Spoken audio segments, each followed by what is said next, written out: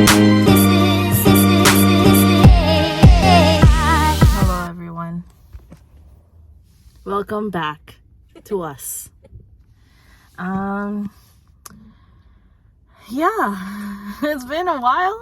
What's up? It's been a while and wild. Kasi, Yeah, marami kaming stories for you guys. Pero the first thing we're gonna do right now is go to the bottle churva. yes. Kasi may mga naiipon na kaming mga bottles na we need to Tapon. and I mean, benta. recycle. Mm-mm. So we're gonna do that right now, and hopefully we earn like at least $10. Yeah, so kung nakikita na sa previous vlogs namin, dati, nagbibenta na talaga kami ng mga ano tawag nito? Ng Bote, mga cans, bote. Oo. kalakal. Oo, nagkakalkal kami. And then, Hindi naman yung sobrang kalkal sa mga kasi yung mga naiipon lang talaga mga naiipon namin. lang namin, and then minsan kumukuha kami sa building namin. So, ngayon, medyo dahil puno na din yung namin, ibebenta namin siya today. Yeah. So, Hindi kami nag-iipon ng masyadong sobra kasi ayaw namin mapuno yung balcony namin kasi doon namin siya nilalagay. bring namin And siya sa store. oo, baka magka-flies or mga bugs. Kaya, pag medyo puno na, we just always sell it. Usually, yung isang Tin can? bin, Bin? like blue bin, pag puno na yon, we sell it. Pero now, nakaipon kami ng isang bag. Mm-mm. So, yeah, we're just gonna sell right now. So, BRB, guys. Okay, so we have all of these and that. Ano ba kung matapon natin to? Bumili pala kami ng crabs, guys. Because Ano we're pa gonna to? have crabs later. Buhay pa to. Yeah, bye. And as always, dito kami mag-recycle kasi ito yung malapit sa amin. This is just right in front of Central Park.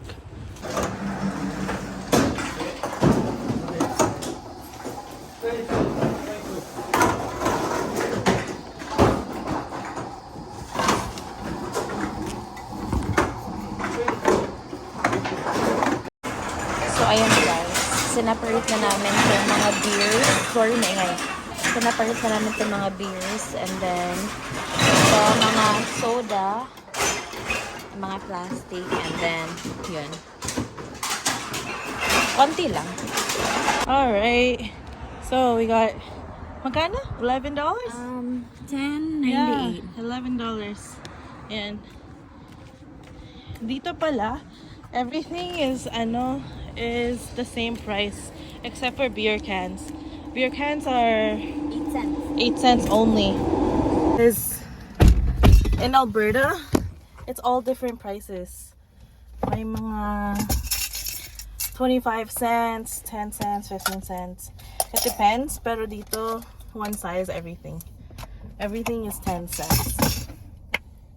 So anyways, we're just gonna go to Angelo's house for right now. And then yeah. We had 46 aluminum cans, 41 beer cans, 9 drink box, 16 gable box, and 16 plastics. Okay, BRB. So we are at IKEA. We'll tell you why later. Here, we're gonna buy some clothes racks. Yan, dalawa. But we might only use one. We might return that one. Sabihin sa inyo mamaya sa bahay kung bakit. Oh yeah, we'll tell you why. But yeah, I'll pay for this, you pay for that. okay. Well, we might return that one anyway. Okay. So things have been really crazy. But yeah, we'll see you in a bit. Smile. Hi guys. So before mag-update kami sa inyo ng mga nangyayari sa amin. For the past, I don't know, maybe 3 weeks na hindi kami nag-upload. kagabi may nangyari dito sa building namin. So, we're just gonna start with that. Yeah. If naririnig nyo kami, that's good. But sa background namin, sobrang ingay sa Yeah. unit namin mismo kasi may mga dehumidifiers. I will show you in a bit. Yeah. Um, So, yung nangyari, bumaha. Okay. So, nag-start yung floor namin nag-start yung Flood. flood sa taas namin, and then affected na from that floor down to all levels of parking levels ng building namin. Yeah, until dun sa... Pati yung lobby namin, super flooded siya last night. Mhm. Until this morning, actually. So, yeah. At 11:30 last night, yesterday, which was Saturday, may kumatok na fireman dito sa unit namin. mm. Tapos ang loud nung katok, pero nanonood pa kami ni Kat ng Netflix noon. Oo, medyo nakakatakot yung katok kasi medyo yung pang-emergency na bag ganun talaga. So medyo natakot kami kasi baka inisip namin na May nag-report sa amin or malakas ba masyado yung TV, Yeah. may nagreklamo ba, ganun. Pero yung nangyari, pagbukas ko ng door, fireman. Tapos ang first na sinabi sa amin, like walang greetings or anything. Sabi niya lang, how bad is your water damage in your apartment? Tapos sabi ko, anong water damage? Wala naman. And then na-feel ko yung floor nung sa may front door. Tapos basa. So I'm like, oh shit. May water damage nga. And it was coming from the ceiling. So, yun, nag-explain na yung fireman na there was a malicious attempt to damage the building sa above floor namin. Ang ginawa nila, tinurn on yung valve for water pipes. Alam niyo yung mga pipes para sa sprinklers. Yung pang fireman. Oo. So, yung parang may manibela yung steering wheel. Oo. Yun yung intentionally inon ng someone. And nag-cause siya ng parang nabuksan lahat ng water. And then, yung nangyari, lahat ng water nag-flow sa mga pipes, hindi naman nakabukas yung ibang pipes. So, may pressure. So, yung nangyari, Yung ba yung nangyari? yung pressure ng tubig, parang gushing lang siya. Kasi, tuloy-tuloy lang yung lang yung daloy ng tubig hanggat sa, may naka-notice na nagpa-flood na yung, saan ba yun? Saan? sa taas, sa stairway. Sa taas. Oo, yung valve ng staircase namin, yung mga emergency exits. Tapos yun, since too much water na sa pipes, yung mga tubig pumasok na sa ceiling, nag-sip na sila sa ceiling, sa mga walls. Yeah, sa mga vents, everything. So, yeah. Yun. Luckily, yung sa unit namin, den lang ang may tulo. Tapos, this morning, pumunta dito yung property manager. Tapos, chinek niya lahat kung may iba pang damage na nakita or something. Tapos, they found out na dun sa closet namin sa room, may basa din yung carpet and then damp yung walls. So, wala kami dito kasi we were out today. We went to Angelo's and Dion's place. Doon kami nag-spend of most of our day. So, yung property manager yung nag-deal with everything. And then, ngayon, ang dami nilang mga fans and dehumidifiers na sinet up dito sa unit namin, sa washroom, sa room, sa mga common areas ng building. Yeah. So, mabilis naman yung action kagabi. So, after nung... Medyo concerning lang talaga. Yeah, after nung kumatok yung mga firefighters, yung mga firemen kagabi, nag-initial inspection sila, nag-initial assessment sila. And then, yun, I think, nag-floor by floor sila, chinek nila kung ano yung mga floors na mga affected, and then kinatok each units kung saan yung mga affected. Luckily, or siguro matatawag namin na, yun nga, parang luck na yung unit namin hindi gaanong damage. Pero yung, Wala masyadong water damage. oo, pero yung same floor namin na nasa kabilang mga sides, other sides ng Grabe. building na to. Basang-basa yung hallway na ano nila, yung hallway carpet. Tapos kagabi, so lahat ng mga nakatira dito nasa hallway kasi nga nagtatanungan lang ang lahat Nagtatanungan, na oo. like anong nangyayari. And then nagse-share sila kung anong mga damage dun sa place nila. Yung isa sa living room, yung isa sa kitchen, yung Washrooms. isa sa washroom. Tapos nagpo-flow out sa mga sa mga light fixtures and then sa mga vents. So, Yeah. yeah, luckily that didn't happen here. Pero Yeah, in-advisean kami right after that na i-check yung insurance, to contact our insurance kasi covered naman ang insurance. true, pero alam niyo ba guys, so this year na kasi ang mahal ng insurance, ng property insurance, ay hindi naman namin bahay to. Tapos, last year, nung nag-renew kami ng lease, sabi nung property manager na may tenant, naman sila. I mean, may property insurance naman sila. Tapos, sabi nila, not needed naman yung tenant insurance. But it's nice to have. So, kaya kumuha kami ng tenant insurance. Ang pinlano ko this year, na hindi ko na i-renew. But, because it was, auto-renewal, na-renew siya na hindi ko na malayan noong Feb. Tapos, nag-email ako na sinabi ko, until the end of April na lang ang insurance namin. And then, so, after today, tomorrow, Monday, May 1, wala na kaming Insurance dapat. tenant insurance. So, Ni-renew ulit. Kinuha ulit. i-renew ko na lang uli. Kukuha na lang ako uli ng bagong insurance. Kasi, things like this happen. And now we realize na it's really important. Kasi, if we were in another unit na parang na-damage lahat, may mga nasirang TV, may mga nasirang mattress, or anything, those are, Sayang lang. oo, masasayang. Tapos, it's hard to, Replace them kasi to magastos. replace. Yeah. But, so, mas maigi na talaga na may insurance kasi makiklaim naman siya. True. So, yeah, well, Pero buti na lang nangyari to yesterday, hindi tomorrow, kasi we couldn't claim it if it happened after our insurance ended. yeah.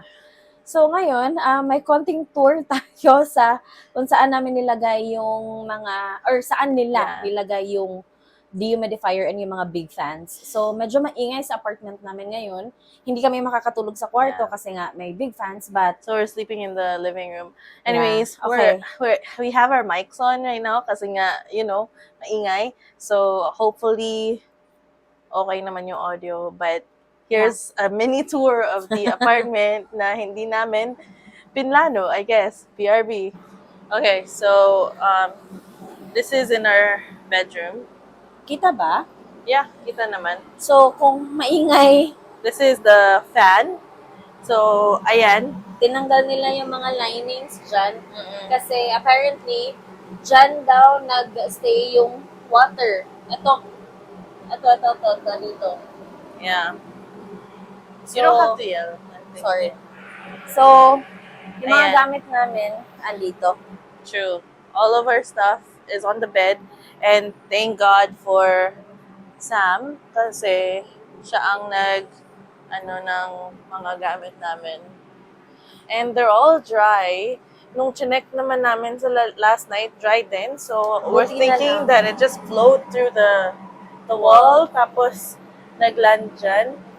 But, yeah, yan lang pala. Fan lang yun nandito sa loob. And then we dito go to dito yung nag-leak. oh yeah. Ito So, yung nag-leak. Minark na nila. that's where, I don't know if you guys can see, but there's a crack.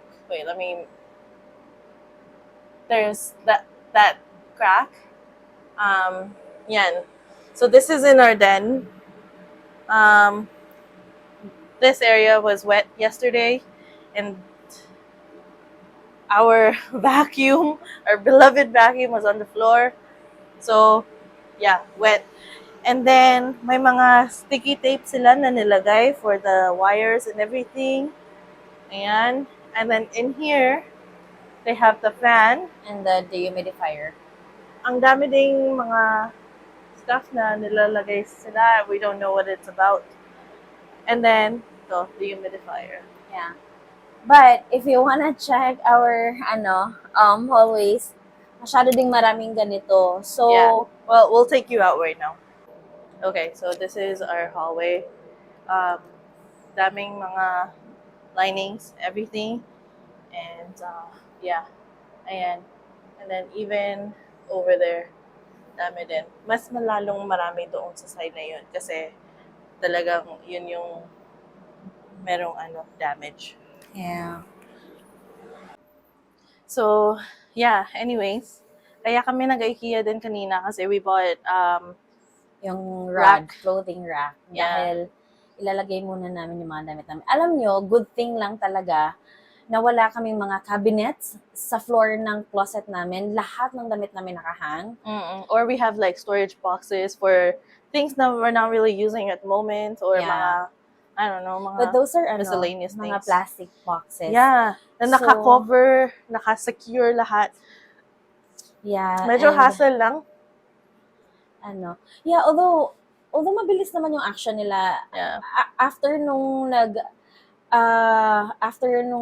umalis yung mga firefighters kagabi, dumating agad yung mga restoration, Mhm. I mean yung restoration company, and overnight sila nagva-vacuum ng water. True. And then, kahit alas 3 na, alas 2, kinakatok pa rin nila yung mga unit owners because they have to check one by one True. kung alin yung mga damage at kung ano yung mga sira. Yan lang talaga yung kinagandahan if nasa building ka. Like, may someone na magte-take care talaga of everything. Yeah. And yung nangyari, each units na chinek nila, minamarkan nila na damage unit, and then lahat ng details na pwede mong gawin, including yung contact information, including yung about sa insurance, nilalagay nila.